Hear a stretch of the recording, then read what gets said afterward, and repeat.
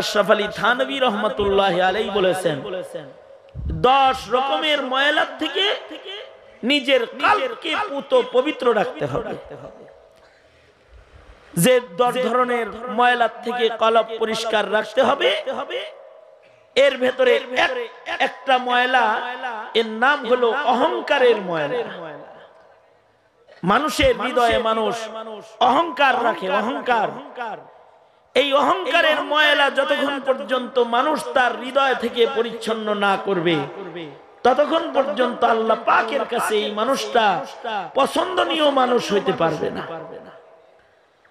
আল্লাহ তাআলা বলেন, ইন্নাল্লাহা লা ইউহিব্বুল মুস্তাকবিরিন। আল্লাহ তাআলা অহংকারীকে ভালোবাসেন না। অহংকারী যদি অনেক বড় আবেদ হয়, তার জীবনে যদি অনেক ইবাদত নয়, কিন্তু তার ভেতরে যদি অহংকার হয়, তাহলে অহংকারীকে আল্লাহ তাআলা পছন্দ করেন না।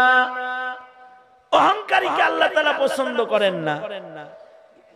অহংকারের কারণে মানুষের ঈমান নষ্ট হয়, অহংকারের কারণে মানুষের আমল নষ্ট হয়, অহংকারের কারণে মানুষের স্বভাব নষ্ট হয়, আখলাক নষ্ট হয়, বদাচরণ বদাখলাকের হয় অহংকারের কারণে।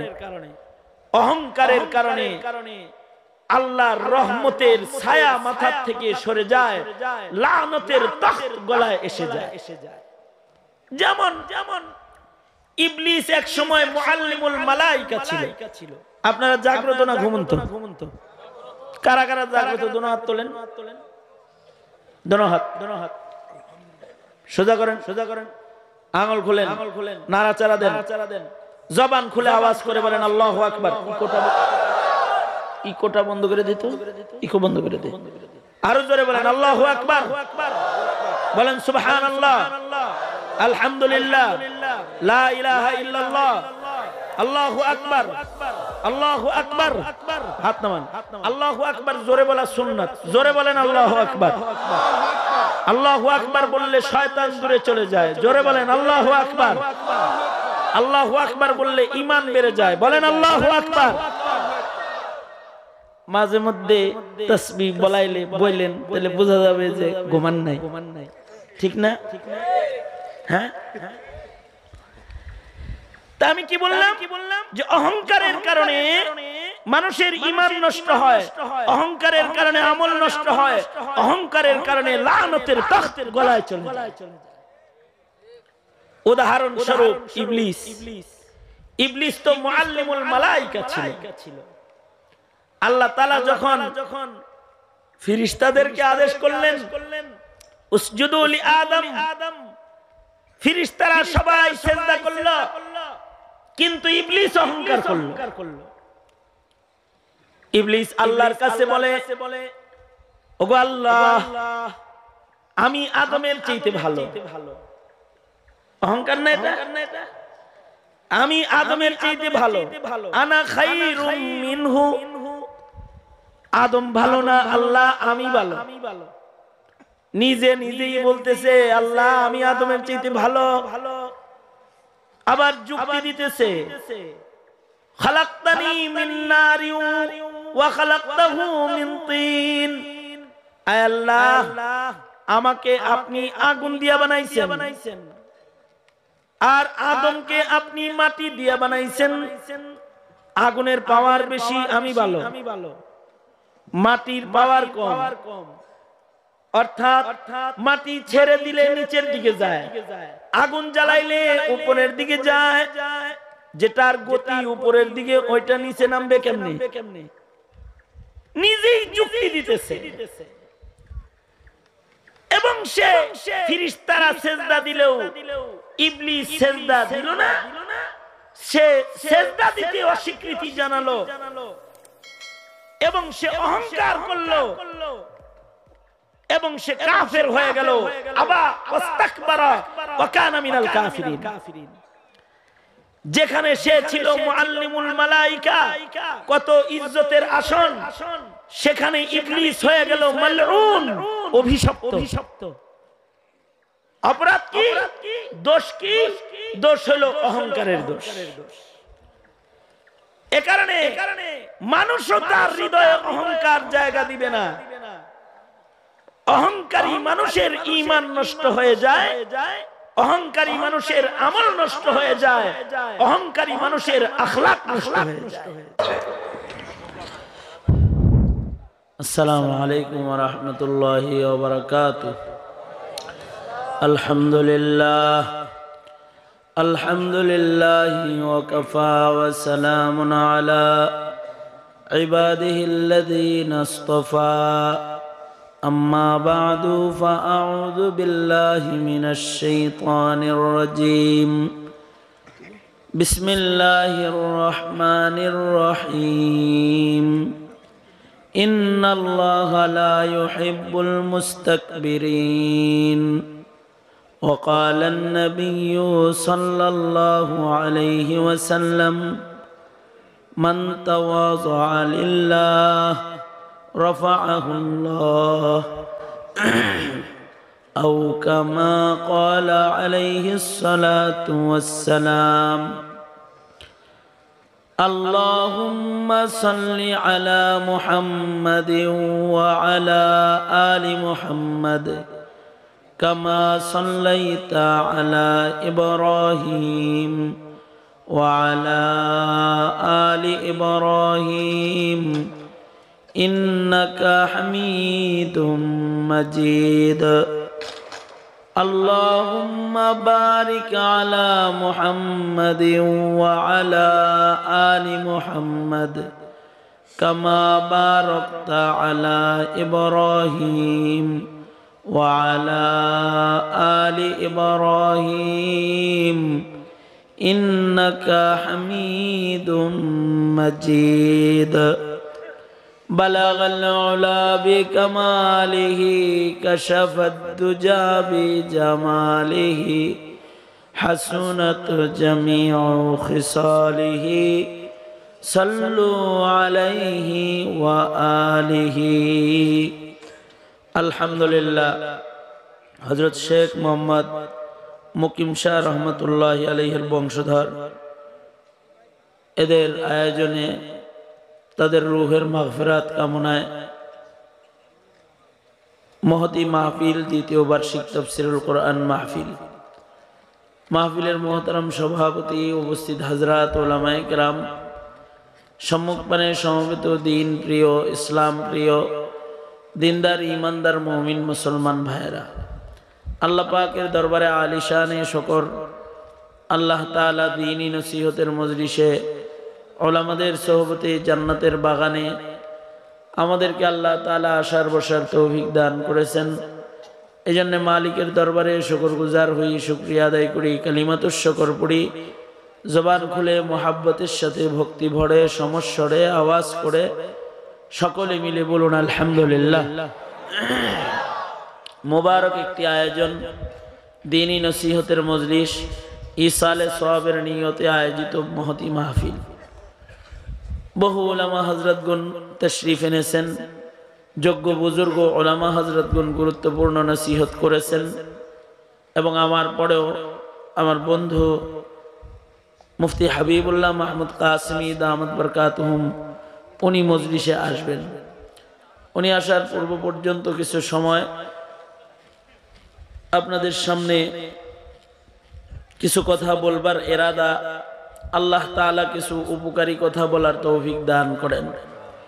আমি খুব আনন্দিত, এই মাহফিল যারা ইন্তজাম করেছে তাদের মধ্যে আমার অত্যন্ত স্নেহের কয়েস ভাই, ছোট ভাই, তো খুব স্নেহ করি, আদর করি, আমার সাথে বিদেশেও সফর করেছে,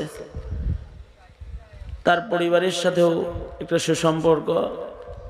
এই মহতি মাহফিলে মুফতি রফি বিন মুনির সাহেব সহকারে ওলামা হযরত যারাই আসতেছেন সকলেই এই জন্যই আসতেছেন যে কয়েস ওলামায়ে কেরামদের সাথে খুব যোগাযোগ রাখে, সবার সাথে দেখা সাক্ষাৎ করে, একটা সম্পর্ক আছে।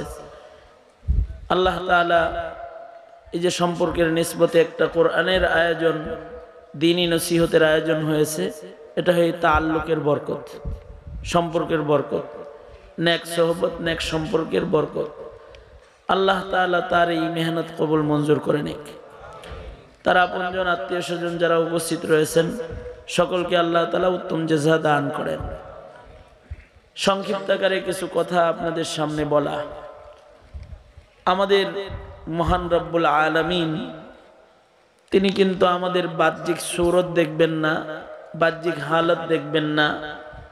আল্লাহ তাআলা আমাদের আত্মিক হালত দেখেন এবং আল্লাহ তাআলা বান্দাকে বাহ্যিক সূরত দেখে পুরস্কৃত করবেন না, আত্মিক সৌন্দর্য দেখে আল্লাহ তাআলা বান্দাকে পুরস্কৃত করবেন। মানুষের খাসলত হলো মানুষের জাহির দেখে, কিন্তু আল্লাহ পাকের শান হলো আল্লাহ পাক মানুষের ভেতর দেখে, বাতিন দেখে। আল্লাহ পাক মানুষের আমল দেখে। আল্লাহর রাসূল সাল্লাল্লাহু আলাইহি ওয়াসাল্লাম বলেন, ইন্নাল্লাহা লা ইয়ানজুরু ইলা সুওয়ারিকুম ওয়ালাকিন ইয়ানজুরু ইলা কুলুবিকুম ওয়া আ'মালিকুম। আল্লাহর রাসূল বলেন, নিশ্চয়ই আল্লাহ তাআলা তোমাদের জাহির দেখেন না, আল্লাহ তাআলা তোমাদের বাতিন দেখেন, আল্লাহ তাআলা তোমাদের আমল দেখেন। সঙ্গত কারণে বাতিনকে সুন্দর করা হার মুমিনের জন্য একটা ফরজ কাজ। বাতিন সুন্দর করা সকল মুমিনের জন্য একটা ফরজ কাজ। সারা দুনিয়ার সকল মানুষের বাতিন সুন্দর করার জন্যই আল্লাহ তাআলা লক্ষাধিক নবী রাসূল এই পৃথিবীতে প্রেরণ করেছেন। নবী রাসূলগণ মানুষের বাতিনি রোগের চিকিৎসা করেছেন, আত্মশুদ্ধির মেহনত করেছেন, মানুষকে নেক আমল শিক্ষা দিয়েছেন। কারণ বাতিন যদি কারোর অসুন্দর হয় তাহলে তার আমল অসুন্দর হয়। মানুষের কলব নামক যে গোশতের টুকরাটা আছে, এই কলব নামক গোশতের টুকরাটা হলো দেহ রাজ্যের রাজধানী। রাজধানী যদি ভালো হয় তাহলে রাজ্যের উপরে, গোটা জমিনের উপরে, রাজ্যের উপরে রাজধানীর একটা প্রভাব পড়ে। রাজধানী যদি শৃঙ্খলা হয় তাহলে গোটা রাষ্ট্রে শৃঙ্খলা বিরাজমান হয়। রাজধানীতে যদি বিশৃঙ্খলা হয়, রাজধানীর বিশৃঙ্খলার প্রভাব সারা দেশের রন্ধ্রে রন্ধ্রে পড়ে যায়। ঠিক কিনা? মনে করেন ঢাকা আমাদের রাজধানী, ঢাকাতে যদি পরিস্থিতি উত্তপ্ত হয় এর প্রভাব সারা দেশে পড়ে যায়। ঢাকা যদি শান্ত রয় তো এর প্রভাবটাও সারা দেশে পড়ে যায়। ঠিক কিনা? আন্দোলন যে হয় তখন কি দেশের বাইরে গ্রামে হয় না রাজধানীতে হয়? হ্যাঁ, ওরকম মানব দেহের রাজধানী হলো কলব। কলব যদি ভালো হয় গোটা দেহই ভালো পথে, সুপথে পরিচালিত হয়। আর কলব যদি অন্ধকার হয় তো মানব অঙ্গের প্রত্যেকটা অঙ্গই গুনাহের দিকে দৌড়ায়।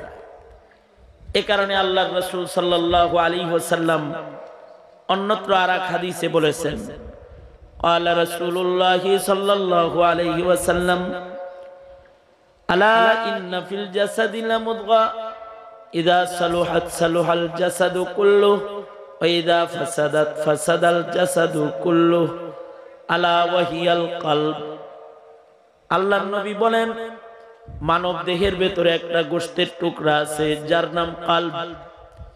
এইটা যদি ভালো হয় তো মানুষের গোটা দেহটাই ভালো হয়, আর এটা যদি খারাপ হয়ে যায়, এই কলবের আসর মানুষের গোটা দেহে পড়ে তো গোটা দেহের অঙ্গ প্রত্যঙ্গ গুলো খারাপ হয়ে যায়। তার মানে হলো কলব ভালো হইলে অঙ্গের ভেতরে ভালো কাজ সুসজ্জিত হয়, আর কলব যদি কারোর খারাপ হয় তো অঙ্গ প্রত্যঙ্গের ভেতরে গুনাহের দাগ, গুনাহের নাপাক অঙ্গ প্রত্যঙ্গের ভেতরে লাগতে থাকে। এই কারণে কলবি তাহারাত এইটা একটা ফরজ জিনিস। আল্লাহ তাআলা বলেন, قد أفلح من تزكى, যারা কলবি আত্মিক পরিচ্ছন্নতা অর্জন করে ফেলল তারা সফল হয়ে গেল। তারা সফল কাম যাদের আত্মাকে পরিচ্ছন্ন করে ফেলেছে। আর আল্লাহ তাআলা বান্দার এই আত্মিক পরিচ্ছন্নতা কেমন এইটাই তাকায় আল্লাহ তাআলা দেখেন। আল্লাহ তাআলা চামড়া কালো কার সুন্দর কার এটা দেখেন না, তবে আল্লাহ তাআলা দেখেন ভেতর কার সুন্দর। এ কারণেই তো আল্লাহর রাসূল সাল্লাল্লাহু আলাইহি ওয়াসাল্লাম ফতেহ মক্কা যখন হয়ে গেছে তো আল্লাহর রাসূল হযরত বেলালকে বাইতুল্লাহর ছাদের উপরে উঠায় দিয়েছেন এবং বেলালকে নির্দেশ করেছেন যে বাইতুল্লাহর ছাদে দাঁড়ায়া তুমি আযান দিয়ে দাও। হযরত বেলাল যখন বাইতুল্লাহর ছাদে দাঁড়ায়া আযান দিতেছিলেন, কাফেররা দেখতেছিল আর বলতেছিল এ কালো বেলাল কাবার ছাদের উপরে। আল্লাহর রাসূল বুঝায়া দিলেন যে আল্লাহ পাকের কাছে চামড়া সাদা কালার মূল্য না, আল্লাহ পাকের কাছে সুন্দর দিলের মূল্য। বেলাল কালো হলে কি হবে, এমন কালো বেলাল লাখো কাবার চাইতেও অনেক বেশি দামি। আল্লাহু আকবার বলেন। এ কারণে আপনার আমারও যতক্ষণ না পর্যন্ত কলবি তাহারাত হাসিল না হবে ততক্ষণ পর্যন্ত আমি আপনি আল্লাহ পাকের কাছে পছন্দের গোলাম হইতে পারবো না। সঙ্গত কারণে মানব জীবনে কলব পবিত্র করার সাধনা একটি ফরজ সাধনা। কলবের ভেতরে 10 রকমের ময়লা নাপাক জায়গা পায়। ওই 10 রকমের নাপাক আর দোষকে কলব থেকে সরায়া 10 ধরনের গুণ কলবের ভেতরে যদি ফুটানো যায় তাহলে এই কলবওয়ালাটা আল্লাহ পাকের কাছে পছন্দের বান্দা হিসেবে গণিত হয়ে যায়। হাকিমুল উম্মত মুজাদ্দিদুল মিল্লাত মাওলানা আশরাফ আলী থানভী রহমাতুল্লাহি আলাইহি বলেছেন 10 রকমের ময়লা থেকে নিজের কলবকে পবিত্র রাখতে হবে। যে 10 ধরনের ময়লা থেকে কলব পরিষ্কার রাখতে হবে এর ভেতরে একটা ময়লা, এর নাম হলো অহংকারের ময়লা। মানুষের হৃদয়ে মানুষ অহংকার রাখে, অহংকার। এই অহংকারের ময়লা যতক্ষণ পর্যন্ত মানুষ তার হৃদয় থেকে পরিচ্ছন্ন না করবে ততক্ষণ পর্যন্ত আল্লাহ পাকের কাছে এই মানুষটা পছন্দনীয় মানুষ হইতে পারবে না। আল্লাহ তাআলা বলেন ইন্নাল্লাহা লা ইউহিব্বুল মুস্তাকবিরিন। আল্লাহ তাআলা অহংকারীকে ভালোবাসেন না। অহংকারী যদি অনেক বড় আবেদ হয়, তার জীবনে যদি অনেক ইবাদত রয়, কিন্তু তার ভেতরে যদি অহংকার হয় তাহলে অহংকারীকে আল্লাহ তাআলা পছন্দ করেন না। অহংকারীকে আল্লাহ তাআলা পছন্দ করেন না। অহংকারের কারণে মানুষের ঈমান নষ্ট হয়, অহংকারের কারণে মানুষের আমল নষ্ট হয়, অহংকারের কারণে মানুষের স্বভাব নষ্ট হয়, আখলাক নষ্ট হয়, বদাচরণ বদাখলাকের হয় অহংকারের কারণে। অহংকারের কারণে আল্লাহর রহমতের ছায়া মাথার থেকে সরে যায়, লানতের তখ্ত গলায় এসে যায়। যেমন ইবলিস এক সময় মুআল্লিমুল মালাইকা ছিল। আপনারা জাগ্রত না ঘুমন্ত? কারা কারা জাগ্রত? দোনো হাত তোলেন, দোনো হাত সোজা করেন, আঙুল খুলেন, নাড়াচাড়া দেন, জবান খুলে আওয়াজ করে বলেন আল্লাহু আকবার। ইকোটা বন্ধ করে দিত, ইকো বন্ধ করে দে। আরো জোরে বলেন আল্লাহু আকবার, বলেন সুবহানাল্লাহ, আলহামদুলিল্লাহ, লা ইলাহা ইল্লাল্লাহ, আল্লাহু আকবার, আল্লাহু আকবার। হাত নামান। আল্লাহু আকবার জোরে বলা সুন্নাত। জোরে বলেন আল্লাহু আকবার। আল্লাহু আকবার বললে শয়তান দূরে চলে যায়। জোরে বলেন আল্লাহু আকবার। আল্লাহু আকবার বললে ঈমান বেড়ে যায়। বলেন আল্লাহু আকবার। মাঝে মধ্যে তাসবিহ বললেন তাহলে বোঝা যাবে যে ঘুমান নাই, ঠিক না? হ্যাঁ, তা আমি কি বললাম যে অহংকারের কারণে মানুষের ঈমান নষ্ট হয়, অহংকারের কারণে আমল নষ্ট হয়, অহংকারের কারণে লানতের তখ্ত গলায় চলে যায়। উদাহরণস্বরূপ ইবলিস। ইবলিস তো মুআল্লিমুল মালায়েকা ছিল। আল্লাহ তাআলা যখন ফেরেশতাদেরকে আদেশ করলেন উসজুদু লি আদম, ফেরেশতারা সবাই সিজদা করল, কিন্তু ইবলিস অহংকার করল। ইবলিস আল্লাহর কাছে বলে, ওগো আল্লাহ, আমি আদমের চাইতে ভালো। অহংকার না এটা? আমি আদমের চাইতে ভালো। আনা খাইরুম মিনহু, আদম ভালো না, আল্লাহ আমি ভালো। নিজে নিজেই বলতেছে আল্লাহ আমি আদমের চাইতে ভালো। আবার যুক্তি দিতেছে খালাকতানি মিন নারিন ওয়া খালাকতাহু মিন তিন, আয় আল্লাহ আমাকে আপনি আগুন দিয়ে বানাইছেন আর আদমকে আপনি মাটি দিয়ে বানাইছেন। আগুনের পাওয়ার বেশি, আমি ভালো, মাটির পাওয়ার কম। অর্থাৎ মাটি ছেড়ে দিলে নিচের দিকে যায়, আগুন জ্বালাইলে উপরের দিকে যায়। যেটার গতি উপরের দিকে ওইটা নিচে নামবে কেমনে? নিজেই যুক্তি দিতেছে। এবং সে ফেরেশতারা সিজদা দিলেও ইবলিস সিজদা দিল না। সে সিজদা দিতে অস্বীকৃতি জানালো এবং সে অহংকার করলো এবং সে কাফের হয়ে গেল। আবা ওয়াস্তাকবারা ওয়া কানা মিনাল কাফিরিন। যেখানে সে ছিল মুআল্লিমুল মালায়েকা, কত ইজ্জতের আসন, সেখানে ইবলিস হয়ে গেল মালউন, অভিশপ্ত। অপরাধ কি? দোষ কি? দোষ হলো অহংকারের দোষ। এ কারণে মানুষও তার হৃদয়ে অহংকার জায়গা দিবে না। অহংকারী মানুষের ঈমান নষ্ট হয়ে যায়, অহংকারী মানুষের আমল নষ্ট হয়ে যায়, অহংকারী মানুষের আখলাক নষ্ট হয়ে যায়। কোন ধরনের অহংকারী সমাদৃত না। মানুষ কখনো কখনো অহংকার মুখ দিয়া করে, কখনো কখনো অহংকার আচরণের দ্বারায় করে। যেমন মুখের দ্বারায় অহংকার করে কেমন? আমাকে চিনিস? আমি কার পুত, কার ছেলে? আমাকে চিনো? কোন বংশের লোক? আমাকে চিনো? আমার পথটা কি? এগুলো সবই অহংকার। মুখ দিয়ে এরকম নিজের বরত্ব বলবে না।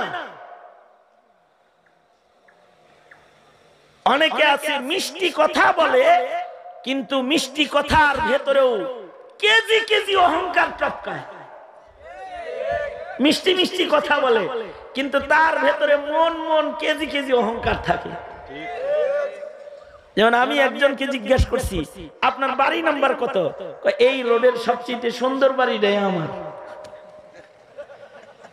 কথাটা কিন্তু সুন্দর, কিন্তু এর ভেতরে কি আছে?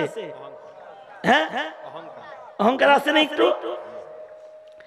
আমি একজনকে জিজ্ঞাসা করছি, মানে হেয়ার প্যান্টটা বেসাইজ আমার পছন্দ হয়েছে না। আমি তিরস্কার করেই বলছি তাকে, প্যান্টটা তো ফাইন, খুব সুন্দর তো, জানালা জানালা তো সিদ্রি সিদ্রি। তো সে আমাকে বলে কি, সে তো বুঝে নাই আরে তিরস্কার করছি, সে মনে করছে যে প্রশংসা করছি। ফাইন বলছি যে, সে বলে জি হুজুর আমি ব্র্যান্ডের মাল ছাড়া কোনো মাল পরি না। কথাটা কিন্তু সুন্দর, কিন্তু এর ভেতরে মন মন অহংকার আছে, কেজি কেজি অহংকার টপকাইতেছে। তার মানে যারা দেশি কাপড় পরে এগুলো সব ফহিনীর পুত, আর হে ব্র্যান্ডের জিনিস পরে সে হলো ধনীর পুত। বুঝেন নাই বিষয়টা? এইরকম অহংকার কখনোই করবে না। মুখ দিয়া অহংকার কখনো প্রকাশ করবে না। আল্লাহ তাআলা এমন অহংকারীকে পছন্দ করেন না। অহংকারের কারণে মানুষ মানুষকে দাতানি দেয়। খবর নেব কিন্তু এগুলো কখন কয়? যখন কারোর ভেতরে তাকাব্বুর অহংকার জমা হয় তখন মুখের দ্বারায় মানুষ মানুষকে ডাকতে থাকে। আবার কিছু অহংকার আছে মুখ দিয়া করে না, কিন্তু ভাব দিয়া অহংকার করে। ভাব, অহংকারের ভাব আর কি। হাঁটা চলার ভেতরে তাকাব্বুরের ভাব, কারোর দিকে তাকাইলো না, রাস্তা দিয়ে হাঁটতেছে শেটের মতো, ডাইনে বামে মুরব্বি আছে, সালামও দেয় না, একটু হাসেও না, তাকায়ও না, হাসি মুখে একটু কথাও বলে না। আছে না এরকম ভাবের অনেকে? হ্যাঁ, এই অহংকারের ভাব দেখায়ও হাঁটবে না। আপনাদের বদনাম করি না, আমাদের ঢাকা শহরের বদনাম করতেছি। আমাদের ঢাকার কিছু যুবকরা আছে খুব ভাব নিয়ে চলে, মনে করেন যে শার্টের নিচের বুতাম গুলা লাগাইলো, উপরের গুলা আর লাগাইলো না, উপরেরটা খুলে রাখলো, সেন্ডো গেঞ্জিটা একটু বাইর করে একটু ভাব ধরলো, আর স্বর্ণের চেন একটা লকেট সহ কইরা এটা সবাই দেখাইলো আর কি, বুঝাইলো যে আমি কিন্তু স্বর্ণ পরি, অথচ একটা হারাম কাজ করতেছে। বলুন তো, পুরুষের জন্য স্বর্ণ পরা হালাল না হারাম? জোরে আওয়াজ করে বলেন। ঠিক আছে, গলার চেন যদি হারাম হয়, কমাস কম আংটি পরা তো জায়েজ আছে স্বর্ণের। কথা কন না কেন? জায়েজ আছে। এক সাহাবী সোনার আংটি পরা আল্লাহর রাসূল সাল্লাল্লাহু আলাইহি ওয়াসাল্লামের সামনে আসছে। আল্লাহর রাসূল সাল্লাল্লাহু আলাইহি ওয়াসাল্লাম সাহাবীর আঙ্গুলি থেকে আংটিটা টান দিয়ে খুলে ফেলেছে, মাটিতে ফেলে দিচ্ছে। মাটিতে ফেলে দিয়া বলে, পুরুষের জন্য কি স্বর্ণ পরা হালাল? বললা কেন? এই কথা বলে আল্লাহর রাসূল চলে যাইতেছে। সাহাবীরা কেমন, সাহাবী নবীর পিছে পিছে হেঁটে যাচ্ছে। আরেকজন সাহাবী বলে, এই সাহাবী, তোমার স্বর্ণটা মাটিতে পড়ে রইল, উঠাইলা না? সাহাবী বলে, আল্লাহর রাসূল যেটা রাস্তায় ফেলে দিছে ওইটা উঠাবো না। নবী নিজের হাতে ফেলে দিছে, ওইটা উঠাবো না? উঠাবো না। দেখেন, নবীজি হাত থেকে খুইলা ফেলে দিছে। স্বর্ণের প্রতি কতটা ঘৃণা পুরুষ হিসাবে ঈমানের সাথে তার এসে গেছে। আমরা যদি ফেলি কারোরটা খুইলা, তো সে তো রাগ করবে, আমার হাতের আংটি খোলার আপনি কে? আর আল্লাহর রাসূল খুলেন নাই, শুধু খুইলা ফেলে দিছেন। পুরুষ হয়ে স্বর্ণ ব্যবহার করো কেন? স্বর্ণ তো ব্যবহার করতেছে, বুতাম লাগায় না, সোনার চেনটা দেখাইতেছে। এটা এক প্রকারের ভাবের অহংকার। কিছু কিছু মহিলারা আছে হুদা কামে হাতের নাড়াচাড়া বেশি করে, আশেপাশের মানুষদেরকে তার সোনার চুরিটা দেখাইবার লাগে। এটা এক প্রকারের অহংকার। সে যে লন্ডন থেকে অনেক চুরি নিয়ে আসছে, অথবা তার যে স্বর্ণ গহনা এইখান থেকে এই পর্যন্ত, এইটা দেখানোর জন্য মাঝে মাঝে এমনি একটু নাড়াচাড়া করে আর কি। এক প্রকারের অহংকার। এই অহংকারের ভাবও আল্লাহ তাআলা পছন্দ করেন না। শেঠের মতো চলতেছে, শেঠ যেন শেঠ চলছে, খটখট খটখট আওয়াজ হইতেছে, ডানে বামে তাকায়ও না, বাপ চাচাও যে দাঁড়ায় রয়েছে তাদের সালামও দেন। এটাও এক প্রকারের অহংকার। এই অহংকার গুলোকে আল্লাহ তাআলা অপছন্দ করেন। মানুষ হিসাবে এই অহংকার গুলো বান্দা করবে না। ইন্নাল্লাহা লা ইউহিব্বু কুল্লা মুখতালিন ফাখুর। আল্লাহ তাআলা কোন রকমের অহংকারকে, মুখতালকেও পছন্দ করেন না, ফখরকারীকেও পছন্দ করেন না। এ কারণে বান্দা কখনো মুখ দিয়ে অহংকার করবে না, ভাবের দ্বারাও অহংকার করবে না। আল্লাহর রাসূল সাল্লাল্লাহু আলাইহি ওয়াসাল্লাম সাহাবায়ে কেরামদেরকে তাওয়াজু শিক্ষা দিয়েছেন, যে অহংকারের জায়গায় নম্রতা ভদ্রতা নিজের ভেতরে আনো। কারোর ভেতরে যদি নম্রতা জায়গা পায়, তাহলে আল্লাহ তাআলা তার নাম আসমানে নিজের পছন্দের বান্দা হিসেবে উঠায় দেয়। সুবহানাল্লাহ বলে। নম্রতা ভদ্রতা এটা অনেক দামি। কোরআনে হাকিমে এক জায়গায় আল্লাহ তাআলা বলতেছেন, আল্লাহ পাকের মনোনীত গোলাম যারা, তাদের সিফাত, ওয়া ইবাদুর রহমানিল্লাযীনা ইয়ামশুনা আলাল আরদি হাওনা ওয়া ইযা খাতাবাহুমুল জাহিলুনা ক্বালু সালামা। দুইটা বিশেষ গুণ। একটা গুণ হলো রহমানের গোলাম যারা, তারা জমিনে যখন হাঁটে তখন বিনয়ের সাথে হাঁটে, হাক ডাক নিয়ে হাঁটে না। আর আরেকটা সিফাত হলো ওয়াইদা খাতাবাহুমুল জাহিলুনা ক্বালু সালামা। তাদেরকে যদি কেউ গাল দেয় তো তারা পাল্টা গালি দেয় না, শান্তির দোয়া করে। বিনয়ের সাথে হাঁটা মানে মাথা নিচের দিকে দিয়ে হাঁটা, নম্রতা ভদ্রতা নিয়ে হাঁটা, ছোট ছোট কদমে হাঁটা, তাওয়াজু ভদ্রতার সাথে চলাফেরা করা। এই ভদ্রতার চলাফেরা আমাদের আকাবির বুজুর্গদের ভেতরে এমন ছিল যে আমাদের কিছু কিছু বুজুর্গ এমন গেছেন যারা বিনয়ের সাথে চলতে চলতে তাদের গর্দান বাঁকা হয়ে গেছে, মানে ঘাড় সোজা করতে পারতেন না, মাথা নিচের দিকে তাকায় হাঁটতে হাঁটতে অভ্যাস হয়েছে। এই যে নম্রতা, এটা আল্লাহ পাকের পছন্দের।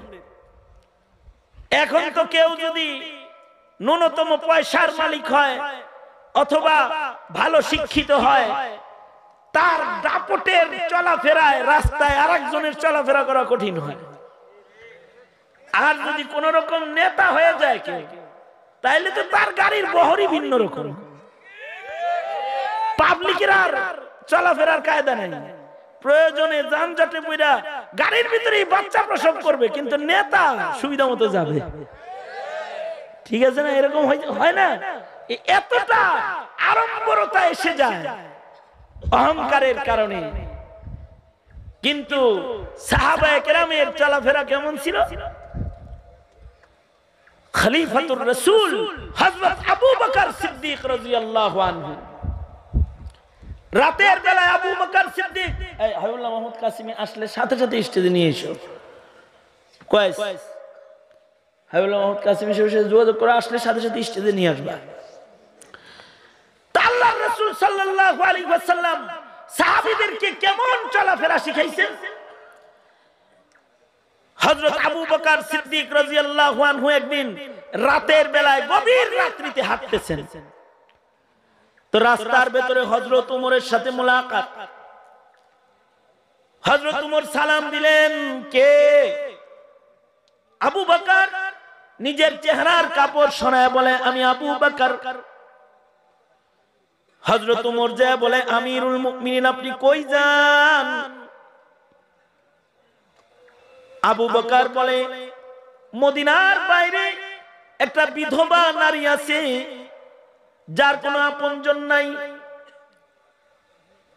আমি ওই অসহায় বৃদ্ধা বিধবা নারী রাতের বেলায় তার থালা বাটি তার কাপড়গুলোকে আমি ধৌত করে দেই,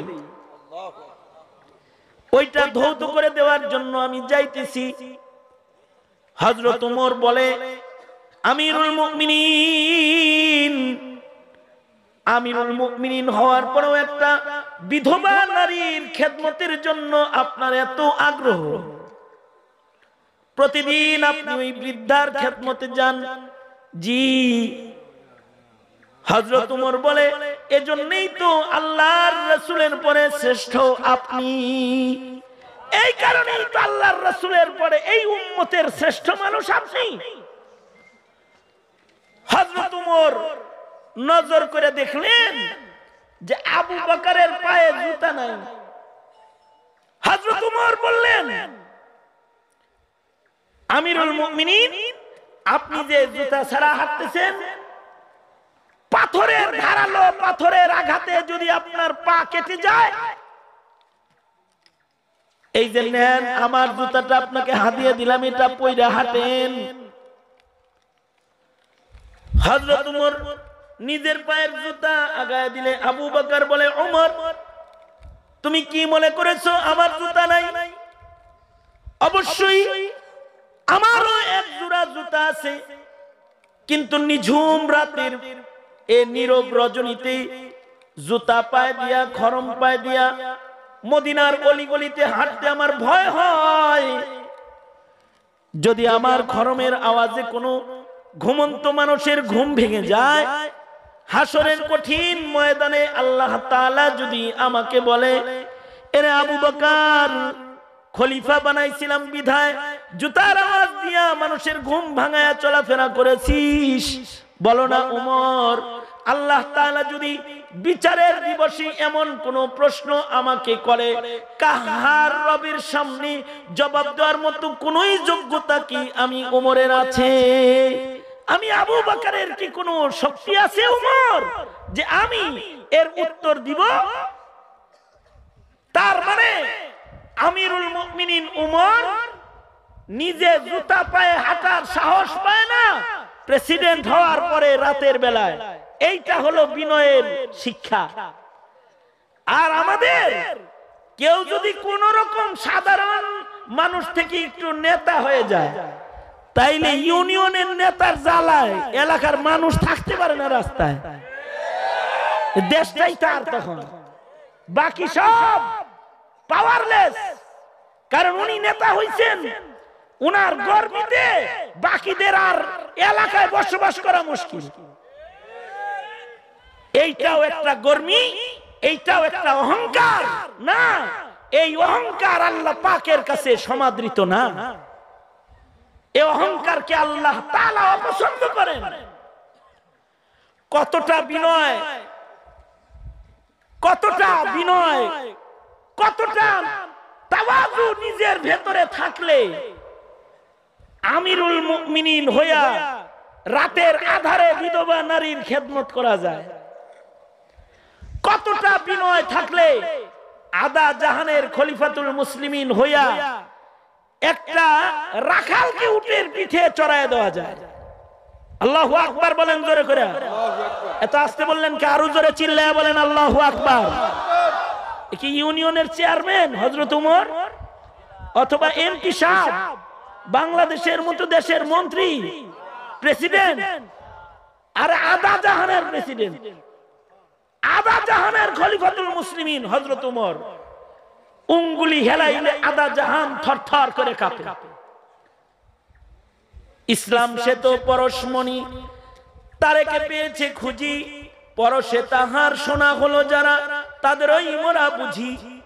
বলেছেন হযরত রাসূল শেষ পয়গম্বর, আমার পরে যদি নবী হতো কেউ, হতো ঠিক সে ওমর।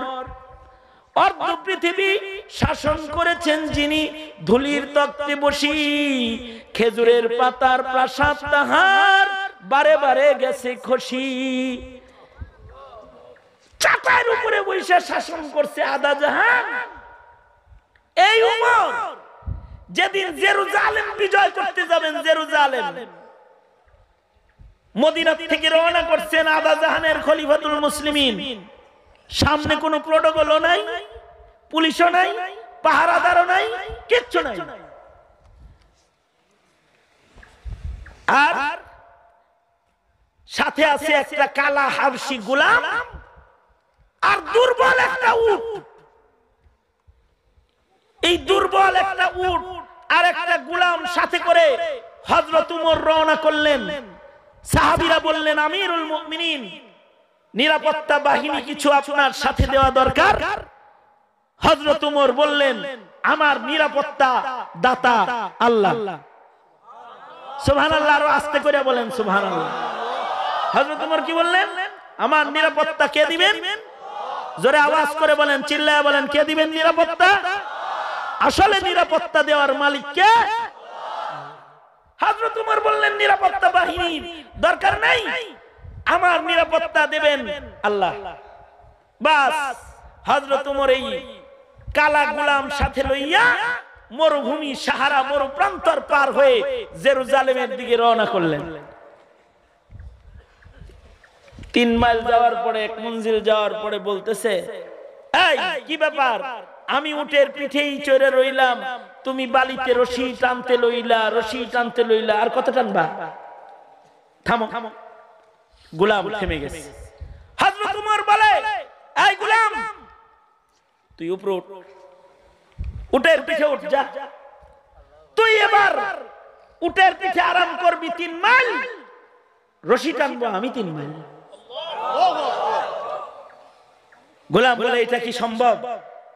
আমিরুল মুমিনিন হয়ে আপনি যাবেন উটের পিঠে, আমি থাকবো নিচে, এটাই হইল স্বাভাবিক নিয়ম।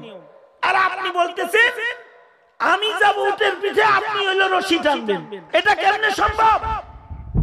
মানুষ কি বলবে? হযরত ওমর বলে, মানুষ কি বলবে এটা তো কথা না, আল্লাহ কি বলবে ওটা হলো কথা। মানুষ কি বলবে এটা কথা না, আল্লাহ তাআলা কি বলবে এটা কথা। এত আলাপ বাদ, সোজা উপরে উঠো, আমি রশি টানবো 1 মাইল, পরে আবার তুমি 3 মাইল, তুমি 3 মাইল আমি 3 মাইল, অদল বদল করে, পালা বদল করে করে আমরা পথ চলবো। হযরত ওমরের কথা না মানলেও সমস্যা, উঠে পড়ছে। আর হযরত ওমর রশি টানতেছে। আবার 3 মাইল যাওয়ার পরে হযরত ওমর বলে, এবার আমি উপরে যাই, তুই নিচে যা। তো হযরত ওমর আবার উপরে গেছে, গোলামকে নিচে পাঠায়া দিচ্ছে। এইভাবেই পালা বদল করে করে যাচ্ছেন একজন খলিফাতুল মুসলিমিন, আদা জাহানের খলিফা, কোন গর্ব তাকাব্বুর নাই, গায়ে আছে 18 তালির জামা, 18টা তালি লাগান না জামা গায়ে আছে। এখন তো নেতা হইতে তালিয়ালা জামা পরে কেউ নেতা হইলে হেরে ভোটই দিত না কেউ, ঠিক না? আমার পরিচিত এক লোক ইলেকশন করবে, এজন্য গাড়ি কিনছে 3 কোটি টাকা দিয়ে। কারণ ভোটে দাঁড়াইলে যদি 3 কোটি টাকার গাড়ি না থাকে তাহলে ভোটই কেউ দিত না, ভাব ধরতে হইব না একটা। এবার 3 কোটি টাকার গাড়ি কিনছে, এমপি নির্বাচন করবে, তাই এখন নেতা হইলে লাগে দামি গাড়ি, দামি বাড়ি। আর ওমরের গায়ে আছে হলো 18 তালির জামা। ওমরের আধা জাহানের খেলাফত আছে, কিন্তু কোনো অহংকার তাকাব্বুর নাই। নিজে রশি টানে আর গোলামকে উপরে উঠায়। আল্লাহু আকবার। এটা কখন সম্ভব? একটা মানুষ যখন খলিফাতুল মুসলিমিনের পদ থেকে নেমে আল্লাহর বান্দার পদে দাঁড়াবে তখন সম্ভব। নিচু হইতে হবে নিজেকে। নিজেকে আমিরুল মুমিনিন আর খলিফাতুল মুসলিমিন ভাবলে সে কোনোদিন গোলামের রশি টানতে পারবে না। হযরত ওমর রশি টানলেন। আশ্চর্য সফর। এখন আর জেরুজালেম 3 মাইল বাকি আছে। আর 3 মাইল পথ চললে জেরুজালেমে প্রবেশ করবেন হযরত ওমর। এই শেষ 3 মাইল পালা পড়েছে, হযরত ওমরকে রশি টানতে হবে, গোলাম উপরে বসে থাকবে। গোলাম এসে হযরত ওমরের পায়ে ধরে বলে, আমিরুল মুমিনিন, কিভাবে সম্ভব এটা? এখন জেরুজালেমে আপনার ইস্তেকবালে রয়েছে কত নেতা, প্রশাসনের কত লোকজন, তাদের সামনে আপনি রশি টেনে টেনে যাবেন আর আমি উপরে? এইটা কিছু হইল আমিরুল মুমিনিন? কম আজ কম এই শেষ মাইলটা আপনি উপরে যান, আমি টানি। হযরত ওমর বলে, প্রশাসন, নেতা, লিডাররা দেখা কি বলবে এটা কথা না, কথা হলো আল্লাহ কি বলবে। আল্লাহর কাছে আসামি হইতে পারবো না। ওরা আমাকে যাই মনে করুক, আমি রশি টানবো, তুমি উপরে থাকবা। গোলামকে উপরে উঠায় দিছে। আমিরুল মুমিনিন হযরত উমর রশি টেনে টেনে জেরুজালেম পর্যন্ত চলে গেছে। জেরুজালেমের নেতারা হযরত উমরকে ইস্তেকবাল করতে এসেছে। উটের বরাবর দাঁড়ায় সবাই বলতেছে আমিরুল মুমিনিন নামেন। উটের পিঠে বসা গোলাম কাঁদতেছে। আমিরুল মুমিনিন আপনি কাঁদেন কেন? কারে আমি আমিরুল মুমিনিন না, আমি আমিরুল মুমিনিনের গোলাম। ওই যে তালি গায়ে, তালিওয়ালা জামা গায়ে, রশি হাতে যিনি দাঁড়ায় রয়েছেন ইনি হলেন আধা জাহানের খলিফা উমর। উনি আধা জাহানের খলিফা। সাথে সাথে জেরুজালেম হযরত উমরের হাতে উঠে দিছে। যেই খলিফার ভিতরে দিয়ানতদারি, আমানতদারি, তাওয়াজু, ইনকিসারি, আজীব সিফাত, এই রকম দুনিয়াতে কি হালাত যার ভিতরে আছে তার সাথে চুক্তিপত্র করারও দরকার নাই। বিনা চুক্তিতে জেরুজালেম উমরের হাতে উঠায়া দাও। বিনা চুক্তিতে উঠায়া দিছে। এই তালিম মুহাম্মদুর রাসূলুল্লাহ সাল্লাল্লাহু আলাইহি ওয়াসাল্লামের তালিম। নিজেদের ভেতরে থাকবে বিনয়, নিজেরা পদে থাকবে কিন্তু গোলাম মনে করবে নিজেকে। পদের অহংকার কাউকে আক্রান্ত করবে না। ধনের মালিক হবে কিন্তু ধনের অহংকার তার ভেতরে থাকবে না।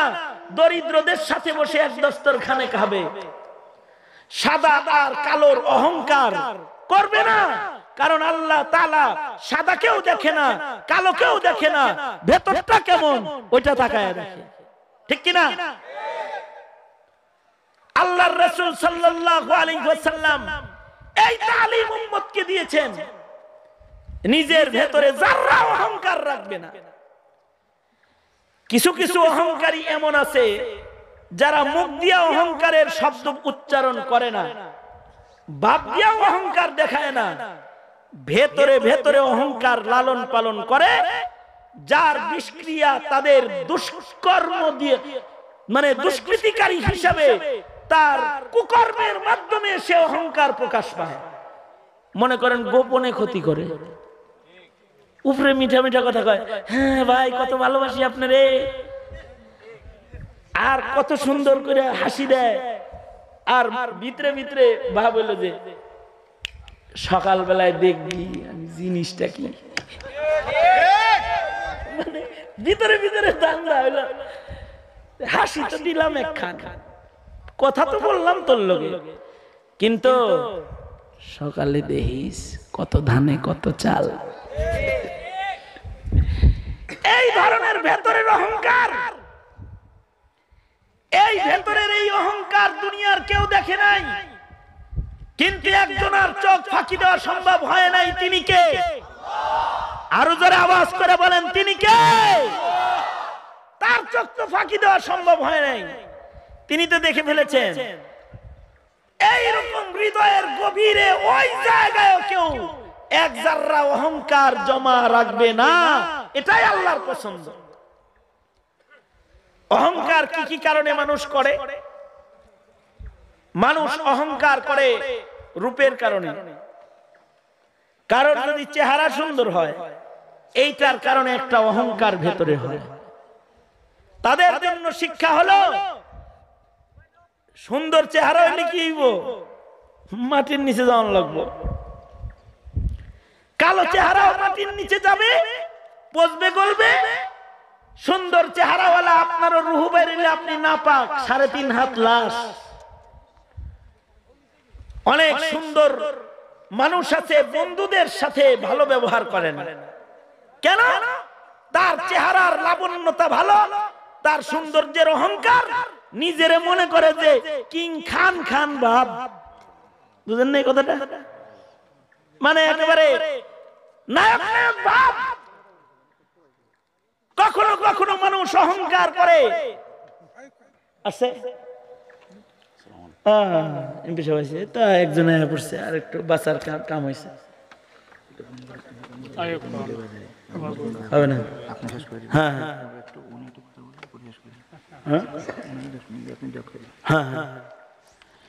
কখনো কখনো মানুষ রূপের কারণে অহংকার করে, কখনো কখনো মানুষ শিক্ষার কারণে অহংকার করে। রূপের কারণে অহংকার অনেক সময় ভাই ভাইয়ের ভিতরেও, এক ভাই দেখতে একটু সুন্দর আর একটা দেখতে একটু কালা, এই জন্য ও মনে করে ও ভালো না আমি ভালো। মনে করেন তিন বোন, এর ভেতরে কারোর রূপ সৌন্দর্য ভালো, যেটা সুন্দরী বেশি এটা বাকি দুইটারে মানুষই মনে করে। তারপরে মনে করেন কোন বাড়িতে তিন ছেলে, এরকম হয় না, তিন ছেলের তিনটা বউ আনছে, সবগুলো তো আর এক সাইজের হইছে না, ঠিক না? ভালো করে কইতে পারেন না? মনে করেন তিন ছেলে তিন বউ আনছে, এই তিন বউয়ের ভেতরে তো সব বউ একরকম না। যেই বউটা একটু কালা চালা আছে এটারে ভাবি করে ডাকি দিবে না, যেটা সুন্দরী ও মনে করে সবাই ভাবি আমারে বলবে, আমি সবার অভাবী বলবো। এই সৌন্দর্যের অহংকার, এটা মানুষের হৃদয়ে জায়গা পায়। সৌন্দর্যের রূপ লাবণ্যের অহংকার করা যাবে না। রূপের অহংকার যদি কাউরে মানায় তাহলে ওই অহংকার আমার নবীরে মানায়। আমার নবীর চাইতে সুন্দর কিছু আল্লাহ বানায় নাই। মা উলিদাত হাওয়া মিন সুলবি আদম ওয়ালা বি জিনানিল খুলদি মিসলুকা আখার। মা উলিদাত হাওয়া মিন সুলবি আদম ওয়ালা বি জিনানিল খুলদি মিসলুকা আখার। আল্লাহর রাসূল সাল্লাল্লাহু আলাইহি ওয়াসাল্লাম এত সুন্দর যে কোন মায়ের জাতি আমার নবীর মতো সুন্দর সন্তান প্রসব করে নাই। কিয়ামত পর্যন্ত কোন মা আমার নবীর মতো সুন্দর কোন সন্তান প্রসব করবে না। এমন কি আমার নবীর চাইতে সুন্দরতম কোন বস্তু আল্লাহ তাআলা আল্লাহর জান্নাতের ভেতরেও বানায় নাই। সুবহানাল্লাহ। ওই নবীর অহংকার নাই, আর তোমার নাক শুকায় অহংকারে তুমি বাঁচো না। কখনো কখনো এক একটা অঙ্গের অহংকার মানুষ অহংকারী হয়। কারণ মনে করেন চুলটা ভালো, এটা সেলুনে যায় যে কত সাইজ এটারে করে। কোন মহিলার মাথার চুল যদি ভালো হয় তাইলে তার চুলের বেনি দিয়া এলাকার সব যুবকরে মহড়া দেয়। তার একটা অঙ্গের অহংকার, এই অহংকার করা যাবে না। কখনো কখনো মানুষ শিক্ষার অহংকার করে। একসাথে কাবাডি খেলছে, কাবাডি খেলছেন? কাবাডি খেলা চিনেন? কাবাডি খেলা, কাবাডি খেলা হলো জাতীয় খেলা। কাবাডি কাবাডি কাবাডি কাবাডি যখন করে, আচ্ছা তখন কি পা দেয় দৌড়বার লেগে না মাথা দেয়? কথা কন না, কথা কন না, মাথা দে। কাবাডি কাবাডি কাবাডি দেখ, কিন্তু পাটা পা দে, পা দে, ধর ধর ধর ধর ধর ধর। যারা কাবাডি খেলে এরা কিন্তু মাথা ধরে না, পাও ধরার লেগে ইরুম ইরুম ইরুম করতে থাকে। খেলার সময় যার পা এত দেখছিলি তার চেহারাটাও ভুলে গেছিস বেটা। সনদ শিক্ষা অর্জন করে একসাথে কাবাডি খেলছে, এবার ডক্টরের ডিগ্রি নিয়ে আইছে, আইসা আর চিনে না, তোরে না কই দেখছিলাম রে। শিক্ষার গর্ব করো, তোমার এই সার্টিফিকেটের গর্ব আল্লাহর কাছে স্বীকৃত না। তোমার বাপের কয়টা পয়সা আছে এজন্য তুমি ডিগ্রি লইছো, আর ওর বাবা রিকশা চালায় এজন্য কাবাডি খেলার ওই মাঠ থেকে আর তোমার জায়গায় যেতে পারে নাই, ও রিকশাওয়ালা হইছে। এজন্য তুমি তোমার এই শিক্ষার কারণে বাল্য বন্ধুর বন্ধুত্ব ভুলে গেলা। শুধু তাই না, শিক্ষার কারণে নিজের বাপের পরিচয় দিতে চায় না। হেমিয়া শিক্ষা অর্জন করেছে, এবার বুড়া বাপটা দরিদ্র, তাই এই বাবার পরিচয় দিতে শরম পায় যে এটা আব্বা জান, এটা বলতে চায় না। কখনো কখনো এই শিক্ষার কারণে মানুষকে অহংকারে ধরে। আরে ভাই, এই শিক্ষার অহংকারে বহু আস্তিক নাস্তিক হয়ে যায়। শিক্ষার অহংকারে নাস্তিক হইছে। বাংলাদেশের যত ডক্টরেট ডিগ্রিধারীরা নাস্তিক হয়, এর অধিকাংশ হইল নিজেকে নিজে বড় শিক্ষিত মনে করে, আর মনে করে আমার মতো একজন ফার্স্ট ক্লাস শিক্ষিত লোক, আমি উম্মি নবীর ধর্ম মানুম কেন? নাউজুবিল্লাহ। মানে হে মনে করে যে মুহাম্মদুর রাসূলুল্লাহ সাল্লাল্লাহু আলাইহি ওয়াসাল্লাম উম্মি, উনি কোন স্কুল কলেজে পড়েন, আর আমি হলো প্রফেসর। আমি কেন তারে মানবো? আমি অধ্যাপক, আমি অধ্যক্ষ, আমি কেন তাকে মানবো? এই শিক্ষার একটা গরম। আমি এক কলেজ প্রিন্সিপাল স্যারের বাসায় গেছি। কোন প্রিন্সিপাল স্যাররা আবার রাগটা করেন না, সবাই একরকম না। কিছু আছে প্রিন্সিপাল হওয়ার পরও আলেমের খেদমত করে। আমার হযরতের দরবারে বহু শিক্ষিতদেরকে দেখি জুতা লয়ে। আমি এক কলেজ প্রিন্সিপালের বাসায় গেছি। বাসায় যাওয়ার পরে আমাকে একটা এমপি সাহেব, আর 2 মিনিট নেই, তা বড় ভাই আসছেন, বড় ভাইয়ের সামনে তো কথা বলা ঠিক না, তাড়াতাড়ি শেষ হয়ে যাবে ঘটনাটা শুনে। গেছি পরে আমার কয়, হুজুর এই জায়গায় একটু দোয়া করেন। আমি কি কেন, এই জায়গায় কোনো মসজিদ মাদ্রাসা? কয় না, এখানে আমার কবর। আমাকে এই চতুর্দিকে বাড়ি ঘরে, এখানে কবর কেন? গুরুস্থানে সবার কবর আছে ওখানে, আমি আমার জায়গায় থাকি, এনেই দিমু কবর। আমি আশ্চর্য তার মানসিকতার ভেতরে মরার পরে দেহ দাফন লয়েও একটা অহংকার।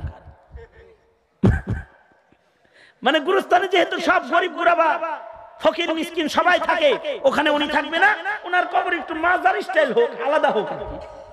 এটা একটা তাকাব্বুর। আমি ওনাকে বললাম, আপনি নয় এই জায়গাটা আপনার কবর বানাইলেন, আপনার নাতির ঘরের পুতি এরকম আত্মীয় স্বজন যখন বাড়তে থাকবে, ওই সময় বিষয়টা এমন হইতে পারে যে জাগার সংকট পড়ছে, পরে বলবে ধুর বুড়া কবে মারা গেছে, এ কবর রাখার দরকার নেই, বিল্ডিং গাত। যদি এরকম হয় তাই তো ওই বিল্ডিং এর ধাক্কায় আপনার কবর টবর সব চলে যাবে এখান থেকে। আর যদি ইনকেস এমন এক ইঞ্জিনিয়ারে যদি এটা ডিজাইন করে যে সেফটি ট্যাঙ্কিটা ফালাইলো আপনার এনে মনে করে, তাইলে তো কিয়ামত পর্যন্ত গোয়েল লগে একাকার হয়ে থাকবেন আপনি। সুতরাং এই ধান্দাবাজি বাদ দিয়া গৃহস্থানে শোন, অথবা পারিবারিক কবরস্থান একটা বানান বড় করে, এই একটু জায়গার ভিতরে শুইবেন, এটা কি ফাইজলামি একটা আপনার। তারপরেও তার সেই ওই যে আবু জেহেল যেমন মরার আগে অহংকার করে, আবু জেহেলের হাত পা সব কাটা কিন্তু এখনো জীবিত আছে।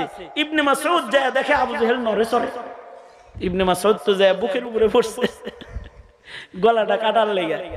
ইবনে মাসউদ তখন বলে, কি রে মরেন নাই?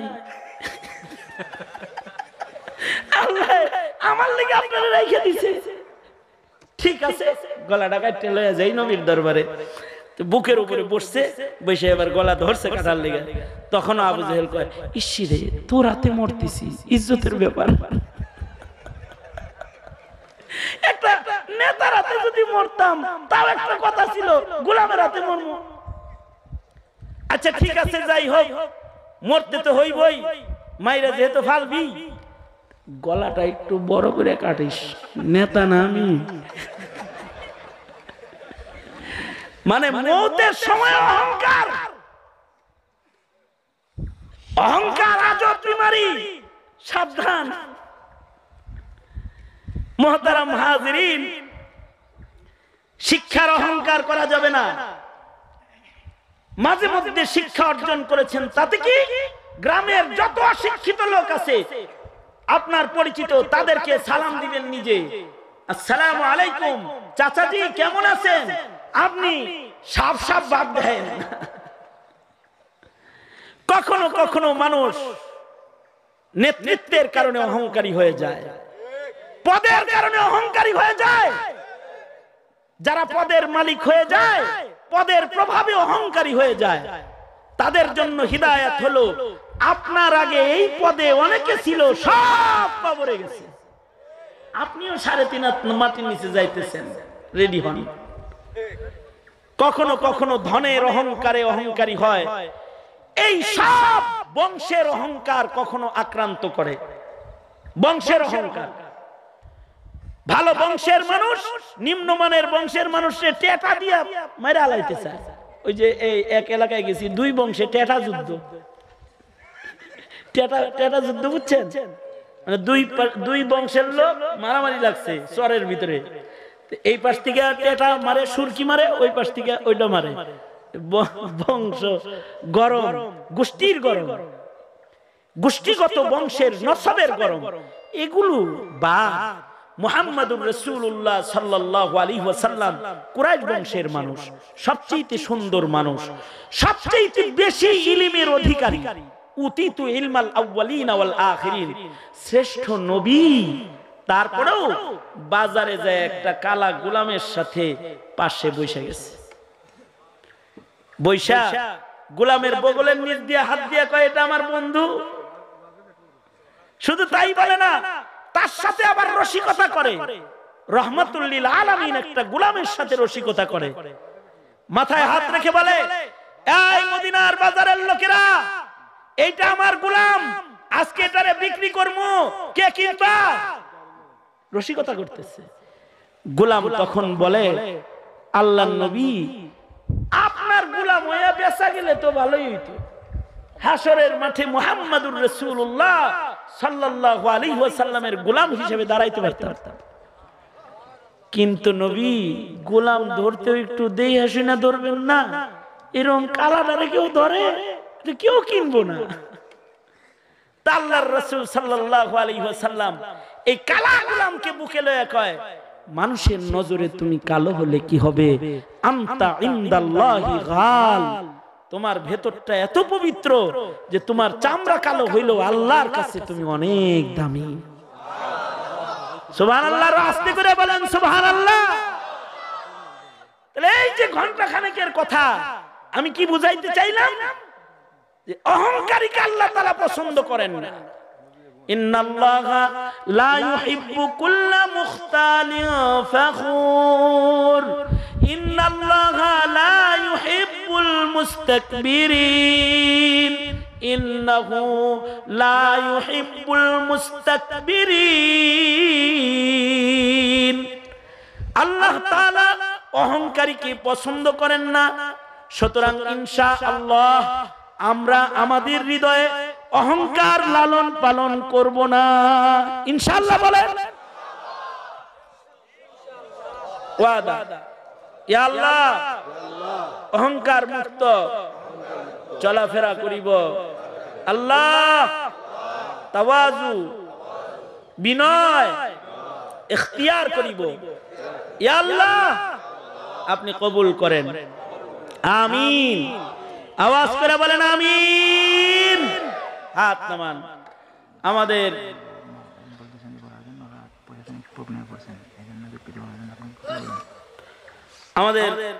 মুফতি হাবিবুল্লাহ মাহমুদ কাসিমি সাহেব একটু প্রশাসনিক সমস্যার কারণে আসতে পারলেন না, উনি খবর দিয়েছেন। এই প্রোগ্রাম সিলেটের এসপি মহোদয় সহকারে প্রশাসনের লোকজন, এনএসআই এর লোকজন, গোয়েন্দা বিভাগের লোকজন, সকলের সহযোগিতা, তাদের একটা সাপোর্টে এই মাহফিল অনুষ্ঠিত হয়েছে। আমরা প্রশাসনের যে সকল কর্মকর্তারা আজকের এই মহতি মাহফিল বাস্তবায়ন করতে গিয়ে তারা হেল্প করেছে, তাদেরকে আমরা শুকরিয়া আদায় করি। আল্লাহ তাদেরকে দ্বীনের কদর আরো বেশি বুঝার তৌফিক দান করুন এবং তাদেরকে উত্তম জাযা আল্লাহ তাআলা দান করুন। আমাদের মাঝে তাশরীফ এনেছেন আমাদের মাননীয় সম্মানিত ব্যক্তিত্ব অ্যাডভোকেট শাহিনুর পাশা চৌধুরী সাহেব দামাত বরকাতুহুম, আমাদের বড় ভাই এমপি মহোদয় আসছেন। উনি গুরুত্বপূর্ণ দুটি কথা বলবেন, এরপরে ইনশাআল্লাহ দোয়া হয়ে যাবে। লম্বা কথা হবে না, দোয়া হয়ে যাবে। আপনাদের কাছে আবেদন হলো আখিরি মুনাজাত না করে কেউ এখান থেকে যাবেন না। আখিরি মুনাজাত করে একসাথে পঙ্গপালের মতো এখান থেকে বেরিয়ে যাবেন। আল্লাহ তাআলা আমাদেরকে তৌফিক দান করে।